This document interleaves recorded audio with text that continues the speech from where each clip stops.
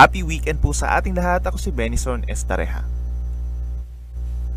Patuloy ang epekto ng shear line or tail end of frontal system na siyang tagpuan po ng northeast monsoon at ng easterlies. Kaya nagkakaroon tayo ng mga kaulapan at consequently yung mga pag-ulan na minsan ay malalakas. Dito po yan sa Southern Luzon at bahagi ng Visayas. Sa Northern and Central Luzon, meron naman tayong amihan pa rin or northeast monsoon na siya nagdadala po ng malamig na panahon lalo na sa madaling araw at merong mga maihinang pag-ulan sa silangang parte. On the other hand, patuloy ang monitoring natin sa isang low pressure area sa labas ng Philippine Area of Responsibility. Sa kasalukuyan, ito po ay nasa may Pacific Ocean, 2,340 kilometers away from Mindanao at posible na maging isang bagyo sa susunod po na 48 hours. So either today or tomorrow ay maging isang tropical depression ito at habang tinatawid ang Pacific Ocean ay mag-intensify pa. Worst case natin is into typhoon. Posible itong pumasok ng ating Philippine Area of Responsibility sa araw po ng Martes at papangalanan natin na Odette o yung pang-15 bagyo na pumasok ng PAR for this year. Possible landfall areas naman po is either sa Thursday dito sa may Eastern Visayas or sa Caraga region. So ibig sabihin po niyan, pagdating ng Thursday, asahan na po yung mga bugso ng hangin at malakas na mga pag-ulan dito po sa may silangang parte ng ating bansa. Affected din po yung Bicol region. And after that, tatawirin din itong bahagi po ng Visayas. Affected din itong Northern Mindanao, Mimaropa, and even Calabarzon. So as early as now, binabalaan na natin yung ating mga kababayan sa posibleng impacts nitong isang bagyo na papasok ng ating PAR. Magkakaroon po tayo ng mga heavy rainfall warnings, mga tropical cyclone bulletins, magantabay po sa mga updates ng Pag-asa. But for now, asahan pa rin natin ang epekto ng shear line at ng amihan sa silangang parte po ng Luzon. Ang dala po niyan ay mga mahihinang ulan dito sa Cagayan Valley, sa Apayao, Kalinga, Mountain Province, Ifugao, at Aurora. At dito naman po sa may Calabarzon, as well as Bicol Region, Marinduque, and Romblon, and even Oriental Mindoro, asahan niyang makalimlim na panahon at sasamahan pa ng mga light to moderate with at times heavy rains. Kaya pinag-iingat po natin sila sa posibleng mga pagbaha or landslides. Dito naman sa Ilocos Region, sa Abra, Benguet, kung saan kabilang po ang Baguio, rest of Central Luzon, Metro Manila, at dito rin po sa rest of Mimaropa, asahan ng partly cloudy to cloudy skies pa rin. May chance na umuulan, may mga may hina at pulo-pulong mga pag-ulan, at merong ibang lugar pa actually na hindi naman uulanin ngayong araw. Sa ating mga kababayan sa Eastern Visayas, magdala pa rin ng payong at mag-ingat pa rin po sa posibleng mga pagbaha or landslides dahil pa rin sa mga pag-ulan dulot ng shear line. So may mga kalakasan pa rin, lalo na dito sa may Samar Provinces at sa Biliran. Dito naman sa natitirang bahagi po ng Visayas, as well as buong Mindanao, bahagyang maulap hanggang sa maulap ang kalangitan sa susunod na 24 oras. At meron lamang mga pulupulong pag-ulan or mga localized thunderstorms.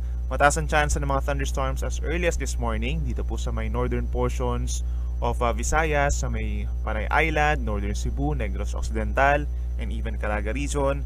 And in other areas, pagsapit po ng hapon hanggang sa gabi, mataas din ang epekto ng mga localized thunderstorms. At wala po itong kinalaman sa bagyo or low pressure area. Dahil po sa malakas na amihan, meron pa rin tayong gale warning or babala ng mataas na alon.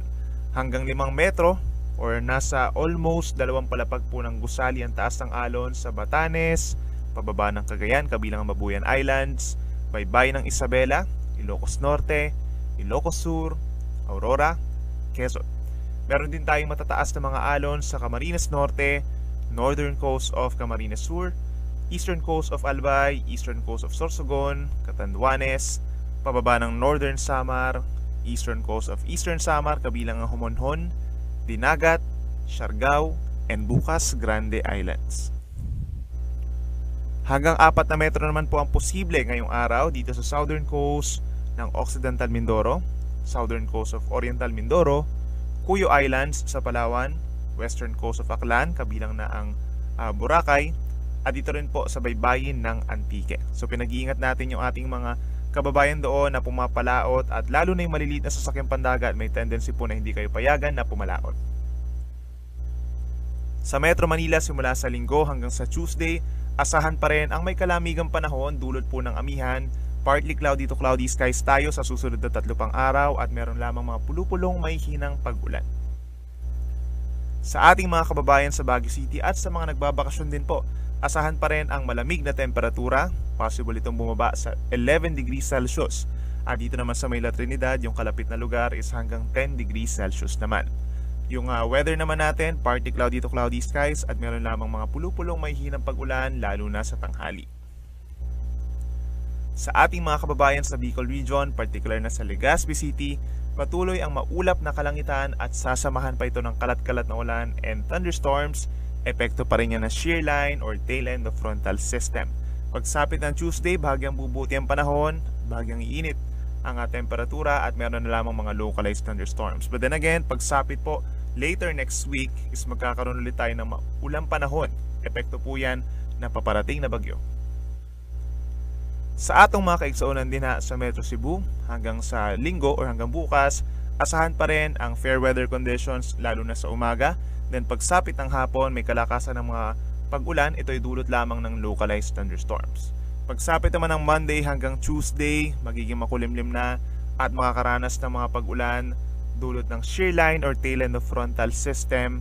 And then tulad dito sa may Bicol Region, later next week, asahan natin ang maulang panahon at posible magkaroon ng stormy weather. Epekto po yan ng bagyong Odette. Panghuli sa atong mga kaigsoonan din sa Metro Davao, from Sunday hanggang Tuesday, asahan pa rin natin yung magkakatulad na weather conditions. Bahagyang maulap na kalangitan sa halos buong araw. Maraming times na nagpapakita si Haring Araw, may kainitan sa tanghali, and then nag-accumulate yung mga clouds pagsapit po ng hapon. Meron tayong mga thunderstorms, possible hanggang sa madaling araw. Si Haring Araw ay sisikat 6:11 in the morning at maagang lulubog ito 5:28 ng hapon. Yan muna latest mula dito sa Weather Forecasting Center ng DOST Pag-asa. Ako po si Benison Estareja na nagsasabing sa anumang panahon, pag-asa ang magandang solusyon.